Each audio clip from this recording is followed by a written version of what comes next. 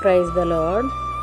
July 8, 2024 Jesus Christ church వారి అనుదిన వాగ్దాన పరిచర్య.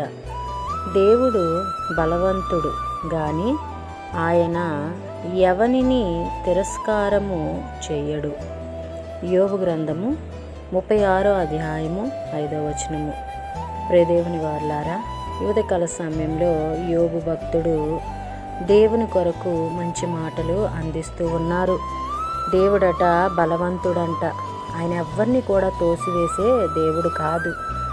త్రోసివేసినట్లయితే మనము ఎప్పుడో అపవాది నోటికి ఆహుతైపోతాము.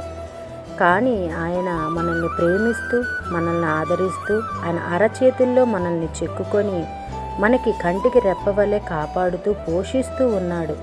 అటువంటి దేవుడు మనల్ని ఎలా తిరస్కారము చేయగలడు? ఆయన ప్రేమిస్తున్నాడు కాబట్టే మనం ఇంకనూ ఆయన పనిలో ఎదగాలని, ఇంకనూ ఆయన పని మనము భారముతో చేయాలి, బాధ్యతతో చేయాలి, ఆయన ఉండే లోకానికి మనము రావాలని ఆయన మనల్ని ఆదరిస్తూ ఉన్నాడు.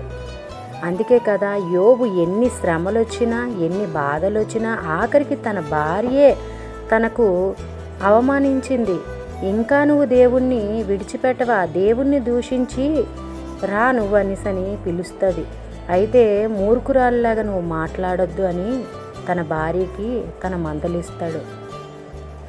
మందలించి ఆయన ఏదైతే పోగొట్టుకున్నాడో అందులో రెండింతలుగా దేవుడు ఆశీర్వాదాన్ని ఇచ్చాడు. ఎందుకంటే దేవుడు యథార్థవంతుడని. దేవుని యందు ఈ యోబు గారు భయభక్తులతో ఉన్నారు. ఆయన యథార్థవంతుడు, న్యాయవంతుడుగా దేవుని వైపు మాత్రమే చూస్తూ ఉన్నాడు కాబట్టి దేవుని కార్యంలో అతని జీవితాల్లో పొందుకున్నాడు. అలాగే ఈ వాగ్దానం ప్రతి ఒక్కరిలో నెరవేరాలని కోరుకుంటున్నవారు పాస్టర్ శైలేష్ గారు. అందరికీ praise the lord. God bless you. Amen.